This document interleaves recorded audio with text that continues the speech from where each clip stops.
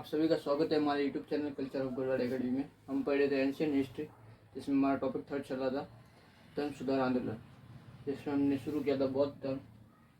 ठीक है, इससे पहले का जो वीडियो था हमने बात की थी गौतम बुद्ध से संबंधित घटना या स्थल कौन कौन से हमने देखे, जिसमें वैशाली, कपिलवस्तु, श्रावस्ती, मगध वगैरह अन्य कई स्थान देखे जहाँ से गौतम बुद्ध से जन्म या घटना स्थल से संबंधित है।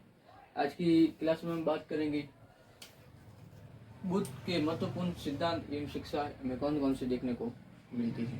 ठीक है, वेरी वेरी इंपॉर्टेंट, यहाँ से क्वेश्चन डायरेक्ट बनता है। तो पहला एक प्रश्न हमारे सामने आता है, त्रिरत्न क्या है। ठीक है, इसका आंसर देखें तो गौतम बुद्ध के सिद्धांतों में त्रिरत्न हमें दो प्रकार से देखने को मिलती है। त्रिरत्न कितने प्रकार के देखने को मिलते हैं? दो प्रकार से। ठीक है, पहला आता है धर्म के त्रिरत्न। धर्म के त्रिरत्न कौन कौन से? जिनमें पहला बुद्ध, दूसरा धर्म, तीसरा संघ। इन तीनों में जो विश्वास करता है वह कहलाता है बुद्ध साक्ष्य। ठीक है, अब नेक्स्ट क्वेश्चन बनता है, इसी में क्वेश्चन बनना ध्यान रखना है कि धर्म के त्रिरत्न कौन कौन से? तो बुद्ध, धर्म, संघ। ठीक है, अब इन जो तीनों में विश्वास रखता है वो क्या कहलाता है? बुद्ध साक्ष्य। First point. ठीक है, अब सबसे प्रसिद्ध बुद्ध साक्ष्य कौन था? तो चक्रवर्ती सम्राट अशोक। हम किस आधार पर कह रहे हैं? जिसका भी हमारे पास प्रमाण होना चाहिए। तो इसका प्रमाण हमें को देखने को मिलता है बाबरू का लघु शिलालेख। ठीक है, उसमें कहा गया है कि अशोक शब्द नहीं मिलता, बल्कि चक्रवर्ती सम्राट शब्द अशोक के लिए अशोक शब्द नहीं मिलता, बल्कि क्या मिलता है?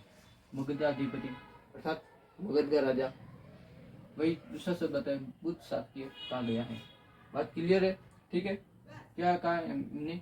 बुद्ध, धर्म और संघ पर जो विश्वास करता है तीनों पर, वह कहलाता है बुद्ध साक्ष्य। अशोक के लिए कौन सा शब्द प्रयोग हुआ? बुद्ध साक्ष्य। कहाँ पे हुआ? तो बाबरू लघु शिलालेख में। ठीक है, नेक्स्ट बात करते हैं दर्शन के त्रिरत्न। ठीक है, ये कौन कौन से? प्रजा, शील और समाधि। ठीक है, ये ज्यादा डीपली हो जाता है, हमें ध्यान नहीं रखना, सिर्फ नाम याद रखते। दर्शन के तीन त्रिरत्न होते, प्रजा, शील, समाधि। तो आसान भाषा में हम देखें वापस, त्रिरत्न कितने प्रकार के? दो प्रकार के। धर्म के कौन कौन से? बुद्ध, धर्म, संघ। जो विश्वास करता है बुद्ध साक्ष्य।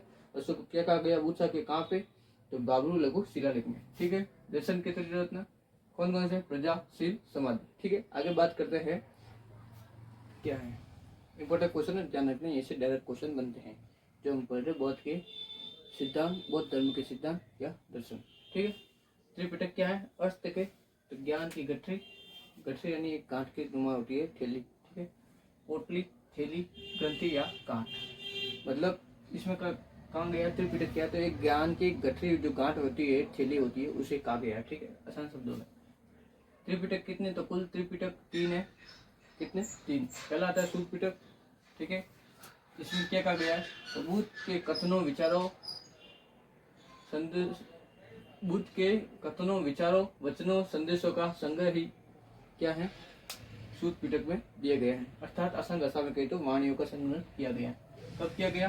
तो प्रथम बौद्ध संगति के साथ। आगे हम पढ़ेंगे बौद्ध संगति कब हुई थी। ठीक है, उनके पूरी डिटेल पढ़ेंगे। रचयिता कौन थे?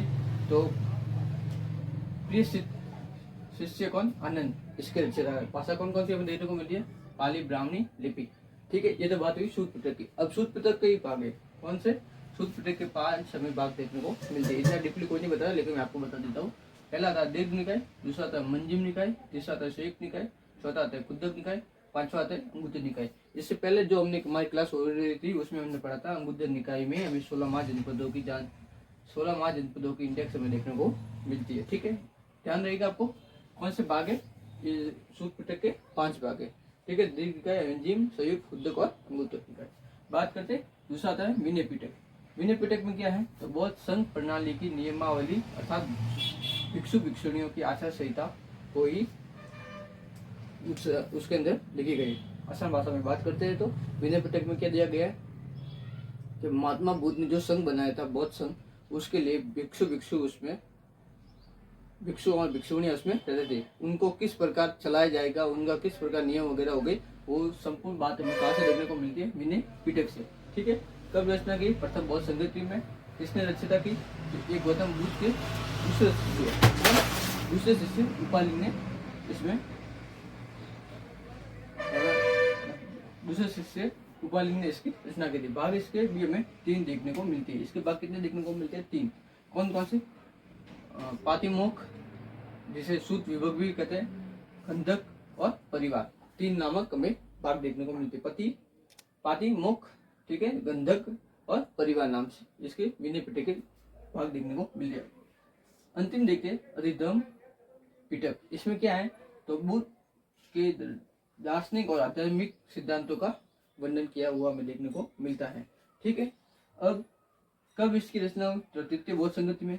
रचयिता कौन थे? तो एक समिति के द्वारा की गई, जिसके अध्यक्ष कौन थे? मोगलीपुत्र। ठीक है दोस्तों, आज की हमारी क्लास में हमने बात की है त्रिरत्न कौन कौन से थे और त्रिपिटक कौन कौन से। ठीक है, यदि आप सभी को हमारा वीडियो अच्छा लगा तो हमारे चैनल को सब्सक्राइब कीजिए, लाइक कीजिए, कमेंट कीजिए। मिलते हैं नेक्स्ट वीडियो में नई टॉपिक के नए पार्ट के साथ। तब तक के लिए जय हिंद, जय भारत।